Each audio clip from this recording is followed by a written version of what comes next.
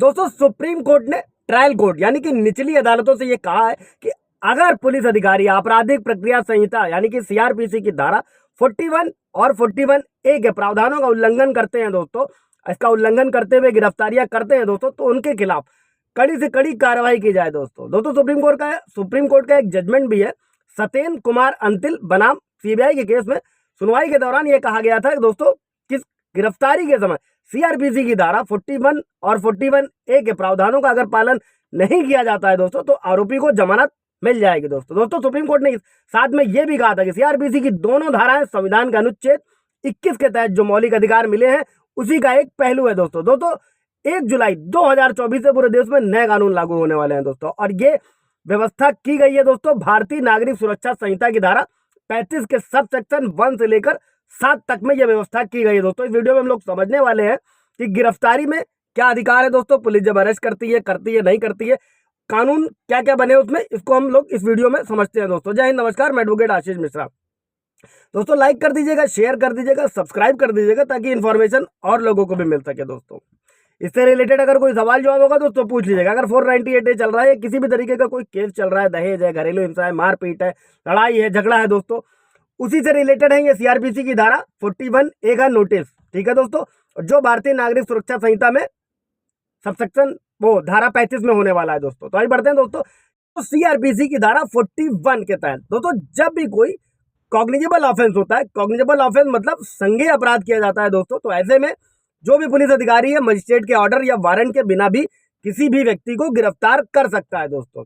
यह व्यवस्था भारतीय नागरिक सुरक्षा संहिता की धारा 35 में भी की गई है दोस्तों। लेकिन जो सीआरपीसी का 41A का नोटिस होता है दोस्तों, जो भारतीय नागरिक सुरक्षा संहिता की धारा 35 के सबसेक्शन 3 में होने वाला है, इसके तहत क्या होता है दोस्तों, इसके तहत उन बातों का जिक्र है दोस्तों जिसमें पुलिस अधिकारी के लिए किसी भी व्यक्ति को गिरफ्तार करने के बजाय नोटिस दिए जाने का प्रावधान है दोस्तों। तो इसी को हम लोग समझते हैं दोस्तों कि सीआरपीसी की धारा 41A क्या कहती है, जो भारतीय नागरिक सुरक्षा संहिता की धारा 35 के सबसेक्शन 3 में होने वाली है दोस्तों बढ़ते हैं आगे कि सबसे पहले तो पुलिस अधिकारियों को ऐसे जो भी मामले हैं दोस्तों जिनमें धारा 41A का नोटिस दिया जाना है दोस्तों। अगर किसी व्यक्ति की गिरफ्तारी जरूरी नहीं है दोस्तों, आरोपी है या संदिग्ध है, उसको पुलिस अपने सामने हाजिर होने का नोटिस जारी करती है दोस्तों। और इसमें यह भी बताया गया है कि पुलिस जब भी किसी को नोटिस भेजेगी तो किसके खिलाफ नोटिस भेजेगी दोस्तों।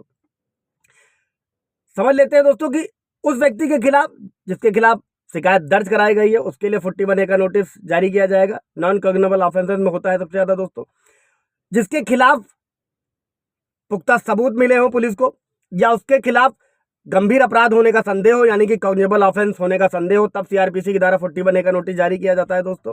और इसी में दोस्तों जो सुप्रीम कोर्ट और हाई कोर्ट है उन्होंने पुलिस को भी निर्देश, इस धारा में पुलिस के लिए भी निर्देश जारी किया गया है दोस्तों। और निर्देश क्या है कि उनको भी समझ लेते हैं। पहला दोस्तों ये कि पुलिस जिसे भी ये नोटिस भेजती है उस व्यक्ति का कर्तव्य होता है कि वो नोटिस में कही गई बातों का पालन करे दोस्तों। दूसरा, अगर व्यक्ति जो नोटिस भेजा गया जिसको, अगर वो नोटिस के दिए गए निर्देशों का पालन करता है, पुलिस के सामने हाजिर होता है, पुलिस जो भी शिकायत या संदेह के मामले में उसे गिरफ्तार नहीं करेगी अगर वो इन टाइम हाजिर हो रहा है, इन्वेस्टिगेशन में सहयोग कर रहा है। हालांकि अगर पुलिस को लगता है दोस्तों कि उसे गिरफ्तार करना जरूरी है तो वो लिखित में अपनी दलीलें देकर व्यक्ति को गिरफ्तार कर सकती है दोस्तों। तीसरा दोस्तों, अगर व्यक्ति नोटिस के निर्देशों का पालन नहीं करता और पुलिस के सामने हाजिर होने से आनाकानी करता है तो पुलिस अगर गिरफ्तार करना चाहती है तो वो कोर्ट से गिरफ्तारी वारंट जारी करा सकती है दोस्तों। और नए कानून है भारतीय नागरिक सुरक्षा संहिता की धारा 35 के सब सेक्शन 7 में यह व्यवस्था की गई है दोस्तों कि 3 साल से कम की सजा के अपराधों में बिना डीएसपी के प्रायर परमिशन के अपराधी को, या जो बुजुर्ग है 60 साल से ऊपर है, उसको गिरफ्तार नहीं किया जाएगा दोस्तों बिना डीएसपी के परमिशन के। इसी के साथ में दोस्तों एक बहुत पहले पुराना जजमेंट था अरनेश कुमार बनाम बिहार राज्य का दोस्तों। ये जजमेंट था जिसमें 498A में सुप्रीम कोर्ट ने कहा था कि जो भी 7 साल से कम के अपराध हैं उनकी गिरफ्तारी पर रोक लगाई गई थी दोस्तों। इससे रिलेटेड कोई सवाल जवाब होगा दोस्तों तो पूछ लीजिएगा। Thank you.